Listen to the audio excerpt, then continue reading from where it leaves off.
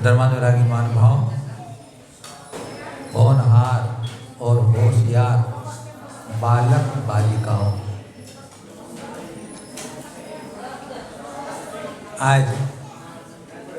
आज क्या है? आज क्या है? रविवार है? नहीं, आज संडे है। आज टुडे इज गुड डे। आज रविवार का दिन है और अच्छा दिन है, गुड डे है। और इसलिए और अच्छा है, वेरी वेरी गुड डे, क्योंकि आज आप सब बालकों ने रवि व्रत को धारण किया है। आज आपने रवि व्रत का व्रत लिया है, संकल्प लिया है, इसलिए आज भी अच्छा दिन है आपके लिए। आपने अभी इस व्रत की पूजन की। पूजन करने से हमारा जीवन मंगलमय बनता है, निर्मल बनता है, अच्छे विचार हमारे होते हैं, स्वस्थ जीवन रहता है। पूजा के संबंध में 5 बातें अपन ने पिछली बार चर्चा की थी कि 5 अंगों से पूजा होती है। जिनेंद्र भगवान की पूजन 5 अंगों से होती है। सबसे पहले अभिषेक, स्थापना, पूजन, शांति पाठ और विसर्जन। अभी आज हम संक्षेप में इनकी बात करेंगे, फिर इनकी विधि जो होती है विस्तार से भी चर्चा अपन करेंगे हर रविवार थोड़ा थोड़ा। तो सबसे पहले अभिषेक होता है। पूजा के पहले अभिषेक अच्छे अच्छे द्रव्यों के द्वारा, दूध आदि के द्वारा जिनेंद्र भगवान का अभिषेक करना चाहिए, नंबर 1। उसके बाद में जब पूजा प्रारंभ होती है तो आप स्थापना करते हैं। स्थापना करने का मतलब है कि जिनेंद्र भगवान जो कि गुणवान है, महान है, उनकी हमें पूजा करनी है। तो उनके गुणों को अपने हृदय में स्थापित करने के लिए, उनके गुणों को भी अपने हृदय में स्थापित करने के लिए स्थापना करते हैं। फिर स्थापना में 3 विधि होती है, उसकी चर्चा अगली बार करेंगे, लेकिन अभी स्थापना पहले करते हैं। किनको? भगवान के गुणों को अपने हृदय में स्थापित करने के लिए, क्योंकि हमें गुणों की प्राप्ति करना है, अच्छाइयों को प्राप्त करना है और एक अच्छा श्रावक बनना है अपने, है ना। तो गुणों से ही अच्छे बन सकते हैं अपन। दोषों से, बुराइयों से कभी कोई अच्छा इंसान नहीं बनता है। गुणों के द्वारा ही हम अच्छे बन सकते हैं। तीसरी बात होती है, चौथी बात होती है पूजन करते हैं अपन। पूजन अपन करते हैं तो अष्ट द्रव्य से पूजन करते हैं। अष्ट द्रव्य के नाम मालूम है ना आपको? जल, चंदन,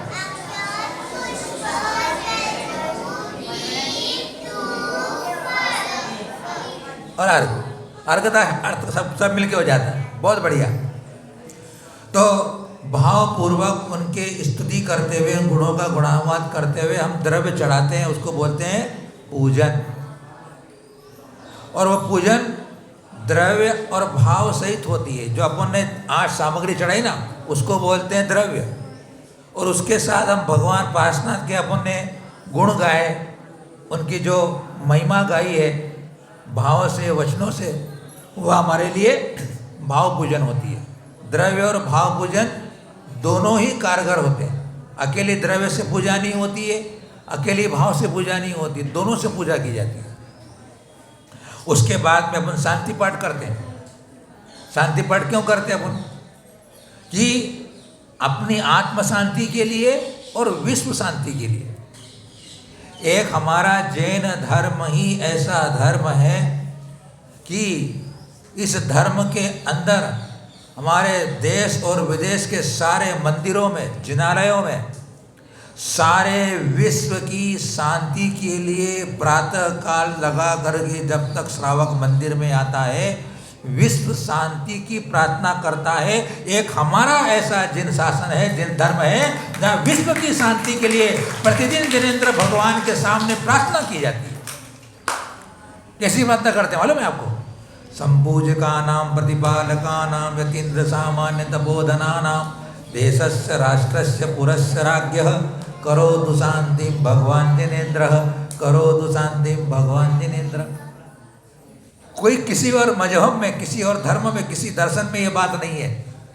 हम प्रतिदिन हर श्रावक करता है सारे विश्व की शांति के लिए, और जब विश्व की शांति होगी तो हमें भी शांति मिलेगी। विश्व से हम बाहर थोड़ी है, विश्व की शांति में हमारी शांति गर्भित है। और उसके बाद में विसर्जन की क्रिया होती है।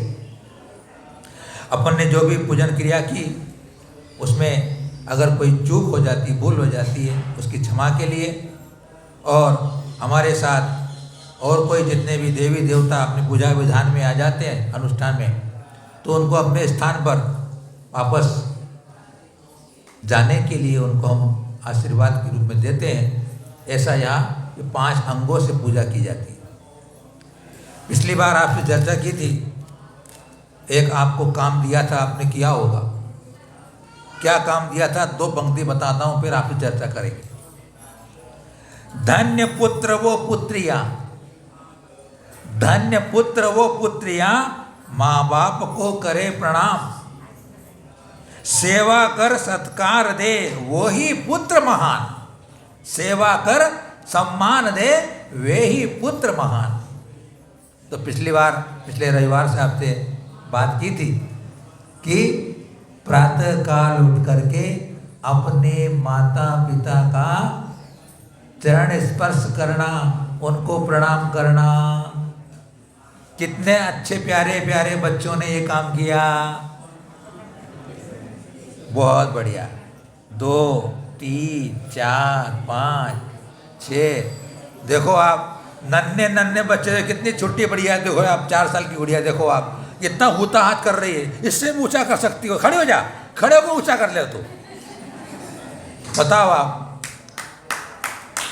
बताइए, आप इस नन्ही बच्ची ने एक ही बार गुरु की वाणी सुनी और गुरु का आदेश सुना। इतनी नन्ही सी बालिका ने अपना कर्तव्य निभाया है। सुनिश्चित यह आगे बढ़ करके एक अपने परिवार का और समाज का नाम रोशन करेगी, और वो अच्छे बालिका आर्य का पद बन के आगे बढ़ेगी।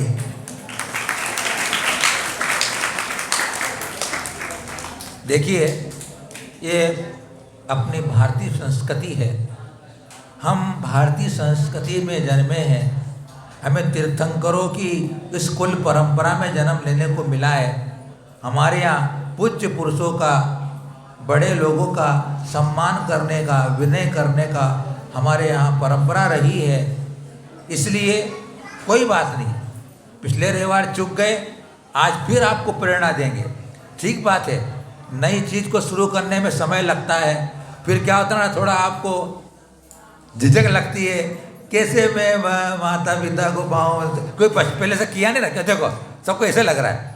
देखो, इसमें शर्माने की बात नहीं है, ये शर्माने का काम नहीं है। देखो, जिस दिन आप शुरू कर दोगे और उनका हाथ आपके माथे पर लगेगा, जब आप झुकोगे ना, तो वो आपको इतने दिल से, इतने हृदय से, इतने प्यार से, इतने अंतर मन से आपके लिए दुआएं देंगे, आपको आशीर्वाद देंगे, आपकी अच्छी भावना करेंगे। तो आप अपने आप ऊपर उठोगे, ऊंचाइयों को प्राप्त करोगे, गुणों को प्राप्त करोगे, और एक अच्छा श्रावक बन जाओगे। आप करके देखो, आप है ना। देखो, आपने किया, अच्छा लगा ना, आपने प्रणाम किया था आपने माता पिता को, अच्छा लगा ना। देखो, जो पूज्य पुरुष होते हैं उनके अंदर जो ऊर्जा होती है ना, माता पिता तो बड़े महान हैं। मैंने कल कहा था, पिछली बार कहा था, ईश्वर के समान होते हैं, भगवान के समान होते हैं। उनको गुरु भी कहा है, गृहस्थ गुरु भी हो आपके, वो गृहस्थ गुरु आपके हैं। वे आपको व्यवहार की शिक्षा देने वाले होते हैं। गुरुर ब्रह्मा गुरुर विष्णु गुरुर्देवो महेश्वरा, गुरु साक्षात परम ब्रह्म तस्मै श्री गुरुवे नमः। बताइए आप, जो गुरुजन होते हैं वे भगवान के रूप होते हैं। तो आपने माता पिता को प्रणाम किया, आपने भगवान को प्रणाम किया, आपको कहा था हमने। और जब भगवान को प्रणाम करने वाले तो भगवान बन जाते हैं, तो आप गुरु अपने माता पिता को प्रणाम करोगे तो आपके भाव, आपके विचार पॉजिटिव होंगे, सकारात्मक होंगे। देखो आप बता रहे थे मैं आपको, जो उनके चरणों में ऊर्जा होती है, पॉजिटिव ऊर्जा होती है, सकारात्मक ऊर्जा होती है, अच्छे इनके अंदर शक्ति होती है चरणों के अंदर। आप चरणों को छूते हैं तो वो आपको ऊर्जा आपको मिलती है, वो ऊर्जा आपको मिलती है। अब हमारे गुरुजनों के पाँव क्यों छूते आप लोग? आप जो बड़े हो जालक होते हैं, जो गुरुजनों के पाँव छूते ना हमारे यहाँ, क्यों छूते आप? अरे चरण तो छूना ही छूना चाहिए, लेकिन चरण छूने का मतलब क्या है कि चरण छूने के साथ आचरण भी छूना चाहिए। चरण छूने के साथ आचरण भी छूना चाहिए। तो क्या होता है, जितनी भी ऊर्जा होती है अपने इस आगे अंगुलियों से निकलती है। आप देख लीजिए, ठंड का समय हो और अपने पाँव को ऐसे दबा के बैठ जाओ आप 10-15 मिनट के लिए। हम ठंडी में साधु लोग क्या करते हैं, ऐसे बना के बैठ जाते हैं, जितना आने उंगलियों से जो ऊर्जा निकलती है ना, उसको हम जांघों में से दबा लेते हैं और इधर पर बैठ जाते हैं ना, तो वो अंदर ऊर्जा बढ़ती है, गर्मी बढ़ती है, तो ऊर्जा का संचार होता है पूरे शरीर के अंदर। तो ठीक है ना, अगला कल से आपको क्या करना है, कल से क्यों, आज से ही, टुडे इज गुड डे। देखो हमने एक जगह पढ़ा, संत कहते हैं कि जीवन में 2 दिन ऐसे होते हैं जब कुछ नहीं किया जा सकता। जीवन में 2 दिन ऐसे होते हैं जिसमें कुछ नहीं किया जा सकता। एक तो होता है यस्टरडे और दूसरा होता है टुमारो। जीवन में 2 दिन ऐसे होते हैं जिसमें कुछ नहीं किया जा सकता है। एक तो होता है यस्टरडे और दूसरा होता है टुमारो। लेकिन टुडे हमेशा हमारे साथ में है, टुडे हमारे साथ में हमेशा है। तो जीवन को बेहतर बनाना है, ऊंचाइयों को प्राप्त करना है, एक अच्छा श्रावक बनना है, एक अच्छा इंसान बनना है, तो आज सदैव तैयार रहो। आइए आज आज से अपना जीवन सर्वश्रेष्ठ बनाने का काम शुरू करते हैं, है ना। तो टुडे गुड डे, आज का दिन अच्छा दिन है, अच्छी शुरुआत है। कल किसने देखा, अभी चर्चा करेंगे आप सब। आज वक्त है, आज संत का कहते हैं, आज वक्त है अपने पास जीवन बदलने के लिए। आज वक्त है अपने पास जीवन बदलने के लिए, लेकिन कल जीवन नहीं होगा आपके पास वक्त बदलने के लिए। कल जीवन नहीं होगा आपके पास वक्त बदलने के लिए, है ना। तो अपन जीवन में कुछ वस्तु और कुछ प्राणियों को देखते हैं, तो हाँ कहते हैं कि हमें उनसे देख करके कुछ सीखना चाहिए। पहला देखो, आपके लिए बहुत बढ़िया चीज़ आ रही है। पहली चीज़ क्या है, घड़ी। घड़ी को देख करके हमें सीखना चाहिए। क्या सीखना चाहिए, समय मत गवाओ। आप बच्चों के लिए, बड़ों के लिए, सबके लिए बात होगी, समय मत गवाओ, क्योंकि कहा है टाइम इज गोल्ड। क्या कहा है, टाइम इज गोल्ड। समय सोना है, समय को खोना नहीं है। जो समय को खोता है वो अपने आप को खो देता है। Time is money, time is gold, है ना। टाइम को खो मत, क्योंकि समय के पास समय नहीं है दोबारा समय देने का। समय के पास समय नहीं है दोबारा समय देने का। जो गया अब लौट कर वापस आने वाला समय नहीं है। इसलिए अब आपकी स्कूलें शुरू हो गई है, परीक्षाएं भी बीच बीच में आती रहती, टेस्ट भी आपके आते रहते हैं। अगर आपने फालतू की बातों में, व्यर्थ की बातों में, मोबाइल में, गेम देखने में अगर समय खो दिया, समय बर्बाद कर दिया, तो फिर समय वापस आने वाला नहीं है। फिर जब परीक्षा आएगी तो तुम टेंशन में रहोगे, अरे मैंने तो पढ़ा नहीं, मैंने याद नहीं किया, मैं नोट्स नहीं बनाए, मैंने तो देखा ही नहीं, और मैं परीक्षा कैसे दूंगा, टेंशन। अरे लोक में तो एक ही सन है, तुम बाबा 10-10 सन है। लोक में तो एक ही सन है, तुम टेंशन रखते हो हैं? टेंशन रखने की जरूरत नहीं है। देखो, काल करे सो आज कर, आज करे सो अब, पल में परलय होएगी, काज करेगो कब। प्रलय हो जाएगी, क्या मालूम कल किसने देखा है। आज का दिन खूबसूरत है, आज का दिन अच्छा है, इसे और खूबसूरत बना लो आप। देखो, दो लड़के थे, मित्र थे, कुछ दिनों से वो मिल नहीं पा रहे थे, अचानक मिले। 10वीं 11वीं पढ़ने वाले विद्यार्थी थे वो, समय की बात कर रहे हैं आप सब। मिले, उन्हें 10-5 बातें की। इतने में जो एक राम था, दो भाई थे, राम और श्याम दोनों मित्र थे। राम अपने मित्र से कहता है, मैं जरा पेपर दे के आ जाऊं। 2 बज रहे थे, उसे पेपर देने जाना था परीक्षा का। तो श्याम को कहता है, मैं जरा पेपर दे के आ जाऊं। बहुत अच्छे से बातें कर रहे थे, 1-1.5 घंटे से बात कर रहे थे। अचानक राम बोलता है अपने श्याम को कि मैं जरा पेपर दे के आ जाऊं। तो श्याम बोलता है, अरे तू तो ऐसी बात कर रहा है जैसे तेरे कोई टेंशन ही नहीं, क्या मेरा पेपर दे के आ जाऊं। तो बोले, मैं कभी परीक्षा का टेंशन पालता ही नहीं हूं, मैं परीक्षा का टेंशन पालता ही नहीं हूं, हमेशा मस्त रहता हूं। जिस दिन परीक्षा होती है उस दिन ठाठ से सोता हूं। देखो मजा आ गया कि नहीं। जिस दिन परीक्षा होती है उस दिन मैं रात में भी आराम से मस्ती से ठाठ से सोता हूं, मुझे कोई फिक्र नहीं है। अरे वाह, तो फिर तो परीक्षा में तो फेल हो जाता होगा। तो वह राम बोलता है कि मैं आज तक परीक्षा में फेल ही नहीं हुआ। मैंने मेरा रिजल्ट देख ले, मेरे रिजल्ट में हमेशा तेरे को 80%, 85%, 90% रिजल्ट तेरे को मिलेगा। मेरे को परीक्षा की चिंता ही नहीं है। क्यों भाई, क्यों चिंता नहीं है भाई, क्या बात है। मेरे को तो परीक्षा के नाम लेते पसीना आता है, मैं डिप्रेशन में चला जाता हूँ। बोले, मैं परीक्षा के नाम से मैं तो डिप्रेशन में, तो रोटी नहीं भाती, मेरे को नींद नहीं आती, तेरे को नींद आ रही है। बोले भैया, मुझे इसलिए तनाव नहीं देता है क्योंकि मैं प्रतिदिन का अभ्यास, प्रतिदिन की एक्सरसाइज, प्रतिदिन का होमवर्क स्कूल से आने के बाद समय पर बराबर कर लेता हूँ। कल के लिए नहीं छोड़ता हूँ कि मैं कल कर लूँगा। अभी तो मैं खेल लूँ, अभी तो मैं थोड़ा मोबाइल देख लूँ, थोड़ा उसके बाद कर लूँगा, फिर समय आ जाएगा, खाया पिया थोड़ा बहुत, आलसी आए, सो जाओगे, रात बीत गई, फिर नया दिन आ गया, फिर उस दिन के पढ़ने का कोर्स रह गया।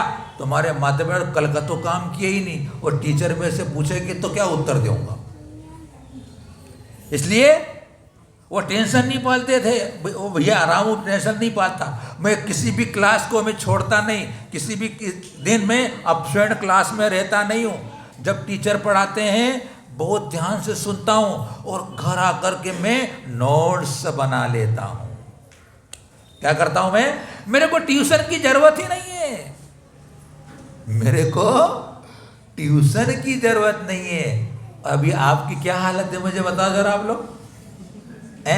स्कूल का फॉर्म पहले बाद में भरेंगे, पहले मम्मी ट्यूशन की तैयारी कर लो मेरे लिए। तो बोल क्यों? ये आपका आलसपना है, ये आपका प्रमादपना है, ये आपकी कमजोरी है, ये आपका आत्मविश्वास का हीनता है। अरे आपके अंदर आत्मविश्वास पैदा करो। आत्मविश्वास से सफलता मिलती है, संकल्प से सफलता मिलती है। संकल्प कर लो कि मैं इस बार बहुत अच्छे से साल भर पढ़ाई करूंगा। तो प्राय क्या होता है, जब परीक्षा का समय आता है, गाइडेड लेके आते हो, गेस्ट पेपर लेके आते हो, और है कैसा जल्दी जल्दी पढ़ लूँ। नहीं, साल भर पर तैयारी करके रखोगे तो उस परीक्षा के समय आपको टेंशन नहीं होगा।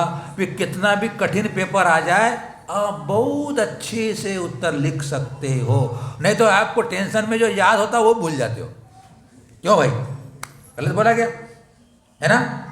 इसलिए तो उसने ऐसी बात कही तो राम श्याम बोलता है कि भैया तूने अच्छा मुझे शिक्षा दे दी है, अब मैं भी तेरी से तैयारी करके मैं क्लास में और ज़िले में अच्छे नंबर लेके आऊँगा। और वह ऐसा कहकर चला गया, जरा मैं पेपर दे के आ जाऊँ। कितना इजी कह लिया उन्होंने।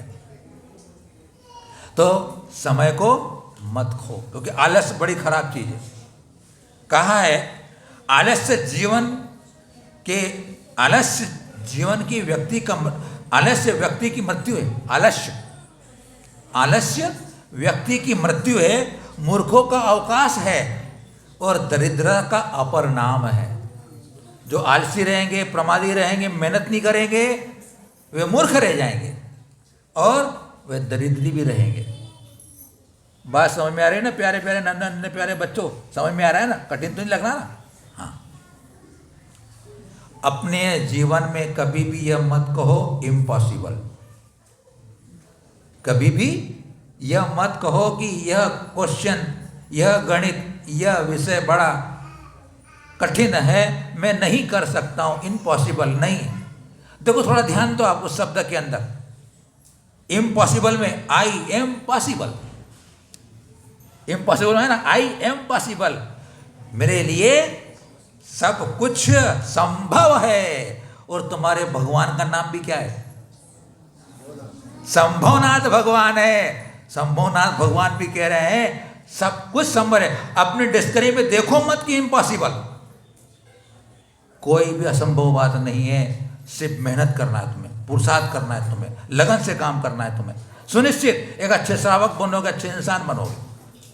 दूसरी बात, आप जैसे कि आप थोड़े 8वीं में पढ़ने लग जाते हो, 9वीं में पढ़ने लग जाते हो, तो फिर आपके माता पिता आपको क्या बोलते? क्या बनेगी तू? बोले क्या बनेगा तू? बोले है ना, तुम्हारे भेजे में भर देते हैं वो पहले से ही, है ना। देखो गुड़िया बोल रही है तो बोले मैं डॉक्टर नहीं बनूंगी, मैं तो इंजीनियर बनूंगी, मैं तो सीए बनूंगी, है ना, मैं एमबीए बनूंगी। ऐसा उनके माथे में पहले से भर दिया, तेरे को ये बनना है, तेरे को ये करना है।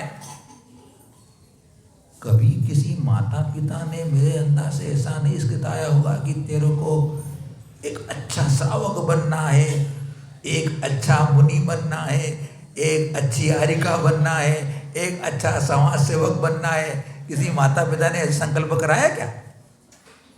क्यों भाई, मेरी माताओं बहनों बैठी हैं आप लोग, माता पिता बैठे हैं, क्यों? क्या आपके उन्होंने उनके भेजे में ये बैठाया बच्चों को कि तुम्हें एक अच्छा श्रावक बनना है, एक अच्छा मुनि भक्त बनना है, तुम्हें समाज की सेवा करना है? नहीं सिखाया। क्यों अनूप जी, आपने अपने बेटे को क्या सिखाया? क्या सिखाया कि तेरे को तो अच्छा इंजीनियर बनना है, हैं? आईटी में जाना तेरे को तो अब क्या हो गया? अब सारा माइंड उसका उधर चला गया, वो कंपटीशन में चला जाता है। उस कंपटीशन की दुनिया में चला जाने के बाद अब उसके अंदर न धार्मिक संस्कार, न नैतिक संस्कार, न व्यवहार के संस्कार, ओनली शिक्षा शिक्षा शिक्षा, पढ़ाई पढ़ाई। मना नहीं कर रहे हम शिक्षा की पढ़ाई, शिक्षा के लिए खूब अच्छा पढ़ाओ, खूब अच्छा लिखाओ, लेकिन आपने बचपन से ही बच्चों को अगर आपने नैतिकता की शिक्षा भी देने शुरुआत की, व्यवहारता भी सिखाया, आपने धार्मिक शिक्षा भी दी है, तो वह फिर बालक तुम्हें छोड़कर नहीं जाएगा। फिर वह बालक आपके पास ही रहने की बात करेगा। फिर वो विदेश में जाने की बात नहीं करेगा, विदेश पढ़ने जाओ या विदेश में नौकरी करने जाओ। एक तो यूँ भी तुम्हारी छोटी सी फैमिली, पहले तो हम दो हमारे दो होते थे, अब तो हम दो हमारे एक हो गए।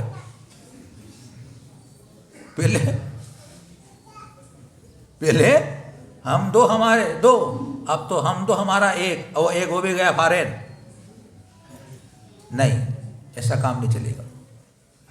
अब नहीं है, अब दो तीन की जरूरत है। अब 2-3 की जरूरत है अब तो भैया समुद्र से, हाँ समय की बात चल रही थी, समय मत गंवाओ।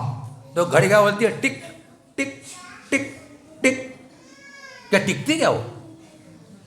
टिक टिक करती है, टिकती नहीं है। चलती रहती है। जीवन भी चल रहा है, टिकने वाला नहीं है, कब अंत हो जाएगा पता नहीं। इसलिए टाइम का मैनेजमेंट करो, समय का मैनेजमेंट करो। बिजनेस मैनेजमेंट करते हैं बहुत से लोग, बिजनेस का मैनेजमेंट करते हैं, लाइफ का मैनेजमेंट भी करो और टाइम का मैनेजमेंट भी करो। समय को ऐसा पूरा अपना दिन क्रम बना लो कि मेरा जीवन धर्म से भी बना रहे, व्यापार से बना रहे, परिवार से बना रहे, बच्चों से बना रहे, सामाजिक कर्तव्यों से मेरा जीवन बना रहे। ऐसे जीवन का टाइम का मैनेजमेंट करो तो एक अच्छे सा हमारा जीवन होगा और लोग मरने के बाद याद करेंगे। कोई ऐसा जीवन जी के जाएं कि लोग मरने के बाद याद करें। समुद्र जैसा विशाल हृदय रखो, समुद्र जैसा क्या सीखना अपने को इन पदार्थों से। घड़ी से क्या हो, समय की कीमत करना। समुद्र से विशाल हृदय रखना।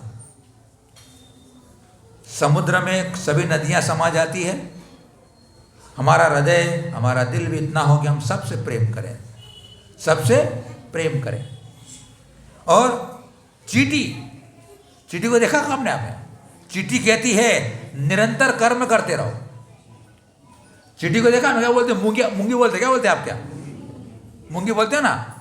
देखो आप मूंगी का ध्यान देखना कि जहाँ शक्कर रखी हुई है तो ऊपर किसी अलमारी में, तो दीवार से चढ़ती है, फिर गिरती है, फिर चढ़ती है, फिर गिरती है, लेकिन 10, 20, 50 बार गिरने के बाद चढ़ जाती है कि चढ़ जाती है? तो चींटी कहती है निरंतर अभ्यास करो, निरंतर प्रैक्टिस करो, निरंतर काम करते रहो, रुको मत। एक दिन सफलता मिलेगी। सफलता का राज क्या है? अगेन ट्राई एंड ट्राई, हैं? अगेन ट्राई एंड ट्राई, करते रहो, करते रहो। वृक्ष सीखो परोपकार करना, वृक्ष से सीखो परोपकार करना। देखो हमें ठंडी हवा देता है, शीतल छांव देता है, फल देता है, मकान बनाने को लकड़ी देता है, कितने उपकार करता है वो। फिर सूर्य से सीखो निरंतरता बनाए रखो। सूर्य से क्या सीखना अपने को? निरंतर बनाए रखो, निरंतरता, गैप मत करो, अंतराल मत डालो। गुलाब के फूल से सीखो दुख में भी खुश रहना। गुलाब के फूल से सीखो दुख में भी सुखी रहना, खुश रहना। गुलाब के फूल में क्या होता है? कांटे लगे होते हैं ना। गुलाब का वृक्ष में क्या होता है? कांटे होते हैं, लेकिन कांटों में ही गुलाब खिलता है। कांटों में ही गुलाब खिलता है, और खिलता है तो कैसा मुस्कुराता हुआ खिलता है, उसको लेकर देख करके लोग कितने उसमें आकर्षित हो जाते हैं। इसलिए तुम्हारे पर दुख आ जाए, संकट आ जाए, बीमारी आ जाए, कुछ आ जाए तो घबराओ नहीं, उस समय भी खुश रहो, प्रसन्न रहो। क्योंकि अगर खुश रहोगे उस समय भी तो आप बहुत जल्दी अपनी विपत्ति का सामना कर लोगे, संकट का सामना कर लोगे। दीपक से सीखो आप दूसरों को रोशन करना। दीपक से क्या सीखना अपने को? दूसरों को रोशन करना है। दीपक बुझा हुआ होता है, जब जला दिया जाता है तो अनेक दीपक जो बुझे होते हैं उनको जला देता है। रोशन करो अपने जीवन को भी और दूसरे के जीवन को भी। कोयल से सीखो मीठा बोलना। कोयल से सीखो मीठा बोलना, कड़क नहीं बोलना, कठोर नहीं बोलना, गंदी गालियां नहीं बकना, बुरे शब्द का प्रयोग नहीं करना, मीठे बोलना। वो भजन भी गाते हो ना आप, अनुज भैया, मिठो मिठो बोल तारो काई बिगड़े, काई बिगड़े तारो काई बिगड़े, खोटी बात छोड़ तारो काई बिगड़े, काई बिगड़े तारो काई बिगड़े। मीठा बोल, इतना मीठा बोलो कि सामने वालों को शुगर हो जाए।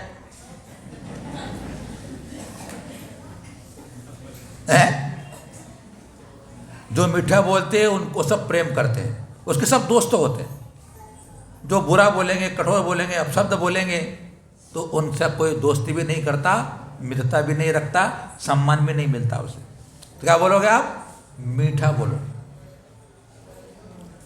कुत्ता, कुत्ते से अपने को वफादारी सीखना है। कुत्ता होता ना, कुतरा, कुतरा बोलते हैं आप गाड़ी में ना, कुतरा बोलते हैं आपके यहाँ। कैसा है वो? वफादार, भाकरी की चाकरी। कुत्ते को सिर्फ घर का मालिक 2 रोटी देता है, लेकिन वह दिन रात उसकी वह चौकीदारी करता है। मजाल कोई चोर घुस जाए घर में, मतलब क्या हुआ? हमें ईमानदार बनना है, वफादार बनना है। अर्थात जो अपने पर उपकार करे उसके उपकार को भूलना नहीं है। मतलब क्या हुआ? वफादार बनने का मतलब क्या हुआ? कभी धोखा नहीं देना किसी को, किसी को धोखा नहीं देना, अच्छी चीज नहीं धोखा देना। फिर धरती से अपने को सीखना है सहनशीलता। धरती से हमें सहनशीलता सीखना है। देखो धरती कितनी धैर्य रखने वाली, धैर्यता। अब उस पर चलते हैं, कूदते हैं, खोदते हैं, जलाते हैं, गंदगी भी करते हैं, थूकते भी उसके ऊपर है। कभी तुम्हारे को उनने मारा? कभी उन्हें तुम्हारे गाली बकी क्या? तुम्हारे से प्रतिकार किया क्या धरती ने? क्यों? वो सहनशील हो चुकी है वो। और सहनशील जो होते हैं वो धैर्यवान हो जाते हैं। फिर वो बहुत ही शांत और क्षमावान हो जाते हैं। फिर वो जीवन में हमेशा प्रसन्न और खुश रहते हैं, स्वस्थ रहते हैं, मस्त रहते हैं, तंदुरुस्त रहते हैं। क्या करना है? सहनशीलता। हम सहनशील नहीं बनने के कारण क्या होते हैं? बहुत जल्दी गर्म हो जाते हैं। क्या हो जाते हैं अपन? घर में भी क्या होता है? गर्म हो जाते हैं। किसने थोड़ा तीखा बोल दिया, कड़क बोल दिया, गुस्से में बोल दिया, फिर देखो आप सहन शक्ति अपने में नहीं रहती है। और जो सहनशील होते हैं वे सारी विपत्तियों का सामना कर लेते हैं। तो भैया हमें इन 10 चीज़ों से जीवन को खुशहाल बनाना है। आपके लिए यह मंगलमय देशना थी। इसका जितना प्रयोग करोगे एक अच्छे श्रावक, एक अच्छे इंसान और एक अच्छे व्यक्ति बन करके आप अपने जीवन को उन्नत बना सकते हैं। आप सबके लिए शुभकामनाएं हैं। अगले रविवार फिर आपके लिए 2-3 कहानियाँ लेके आएंगे, अच्छी अच्छी कहानियाँ। जिद्दी नहीं करना, जिद्दी क्यों नहीं करना, संकल्प में कितनी ताकत होती है, इस पर थोड़ी चर्चा करेंगे आपसे कहानियों के माध्यम से, जिससे आपको प्रेरणा मिलेगी। प्रेरणा देने वाला चाहिए, मोटिवेट करने वाला चाहिए। आप में ताकत है, आप में ऊर्जा है, आप में शक्ति है, आप सब कुछ कर सकते हो। ओम नमः